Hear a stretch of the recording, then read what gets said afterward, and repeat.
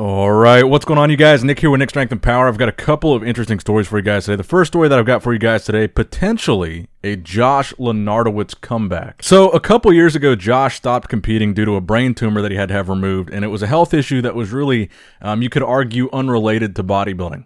So that took him out of competing for a couple years, but during his time as an active IFBB pro, he was really one of the more successful bodybuilders to come out of Australia, aside from the likes of Lee Priest. He won shows like the 2019 Big Man Evolution show, which is coming up this weekend, the 2022 version. The 2015 San Marino Pro, he was a top 10 Olympian twice, placing 9th back-to-back in 2017 and 2016 at the Olympia. He was 4th at the Arnold Classic Australia in 2019, 11th in the 2020 Arnold Classic Ohio. And really a pretty popular bodybuilder overall during the time that he was competing, and we haven't really seen or heard a whole lot from him since he had this health scare. But recently he was doing a Q&A on his story, and he was asked the question, "Hi, will you ever come back to the stage?" And they also said, "Dallas is forever in our hearts." He said, "Dallas forever, I know he's watching over me." And then he said, "I'll be back." Then he went on to further say, in response to a question, "What do you struggle with the most in the gym?" He said, "Consistency and recording training output. Consistency is key to progress. Sometimes I don't feel like dieting or training, but when that's all I have to do.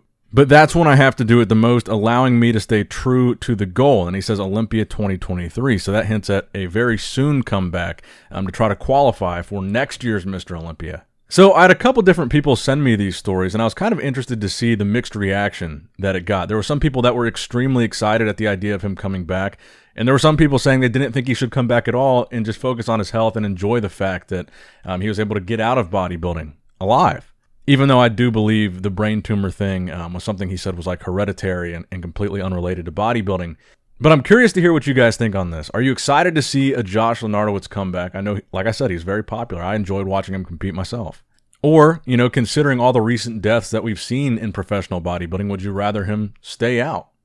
Now, next up in the news, we are 6 days away, less than 6 days away, from the Mr. Big Evolution show in Portugal this weekend. And one of the bodybuilders that's competing there is Vlad Suharuchko. And this guy, some of the updates he's been posting, we talked about this a couple of videos ago, have been pretty insane. He posted this update today of his legs at 6 days out from that show, with probably some of the craziest peak week vascularity I've seen on a current pro in a very long time.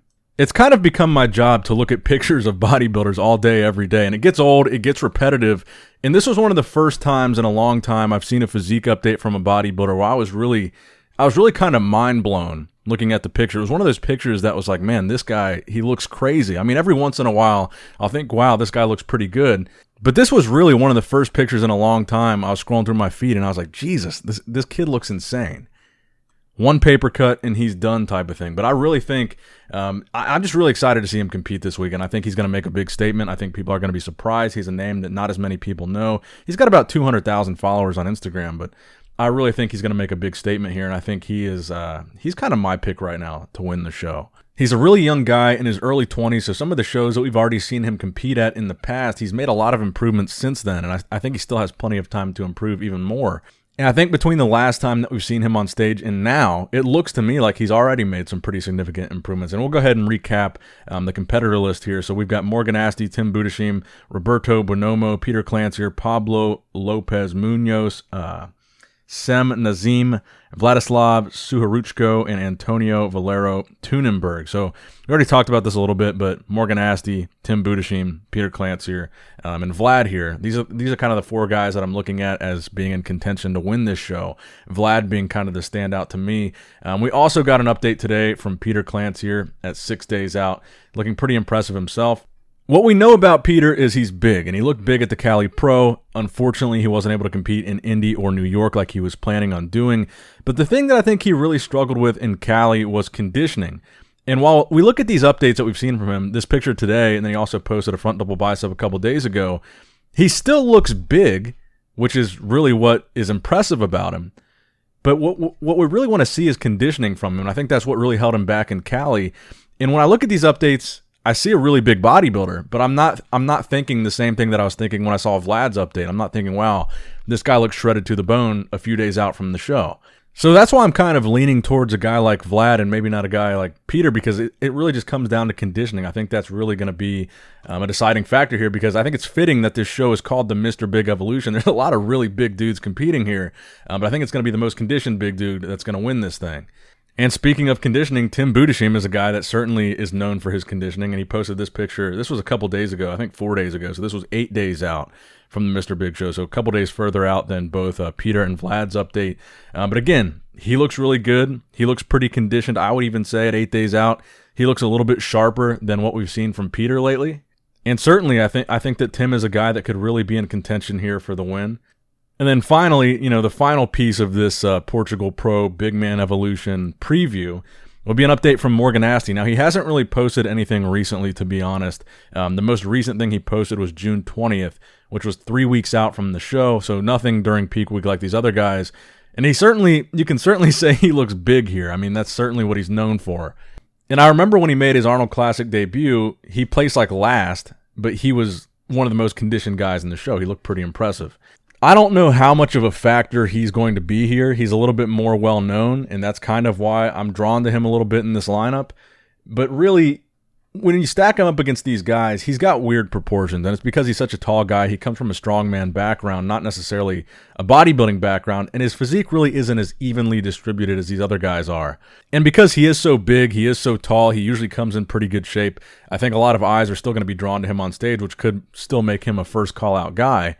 But I think overall right now, the two guys that I'm really looking at are Tim and Vlad, Tim Budesheim and Vlad Suharuchko. And I think Vlad's name he's going to be a guy that I think we're going to become a lot more familiar with in the very near future if he does win this show. And then if he does go to the Olympia off this win, I think we're going to see a lot more and a lot bigger things from him, because honestly, like I said, that picture, it was one of the first pictures in a really long time. I was like, wow, that's impressive. That's crazy. Now, the final story that I have for you guys today, I want to talk about this because I thought this was pretty interesting. HorseMD, so we talked a lot about him lately after that Expo Pro Super Show where he failed to make weight for Classic Physique. Shortly after that competition, he announced that he was going to be moving into men's open bodybuilding for his pro debut. So my thing was, like, after that show, he weighed like 104 kilos. So that's what he missed weight at. And the question was, at his height, because he is a taller guy, would he be big enough, and how much time would he need to really fill out for men's open bodybuilding? So 104 kilos, to give you guys some perspective, it's not that small, but it's 229 pounds, around 230 pounds. I think he was actually 104.8 or 104.6. But right now, since the show, he's apparently gained 23 kilos, and he now apparently weighs 128 kilos, which is a hell of a lot bigger at 282 pounds just a couple weeks post this Expo show. And apparently, according to Brazil Bodybuilding News on Instagram, that is the same weight as Rafael Brandao, who is also from Brazil and is a very successful IFBB pro in men's open. He wins shows, and he wins good shows. He's an Olympian. He's qualified for the Olympia more than once. So it just makes it more interesting that Horse Marcelo is switching from Classic to men's open, because it seems like maybe Classic was a bad move for him. If he can put on that much weight that quickly, maybe his body is just not meant to be within those Classic Physique weight restrictions. Maybe it was hard for him to make weight for a reason. Maybe his body just would not have looked good in Classic. Maybe he is too big. Maybe his body wants to grow, and maybe men's open is the best decision for him. Even though he does have such a classic shape and such good lines and flow to his physique, maybe he will bring something different to men's open by bringing that shape, that structure, that flow to open with some size. 282 is big. And it's not like he looks small or fat by any stretch of the imagination in these pictures, so I'm excited to see him make his debut. Let me know what you guys think in the comment section below. That's going to wrap it up for the video today, guys. I hope you guys had a great 4th of July weekend this past weekend, and I hope you guys have a great weekend this weekend as well. Give the video a thumbs up, like it if you enjoyed it, subscribe to the channel if you have not subscribed yet already, and as always, I love you guys, appreciate you guys. Nick Strength and Power, signing out.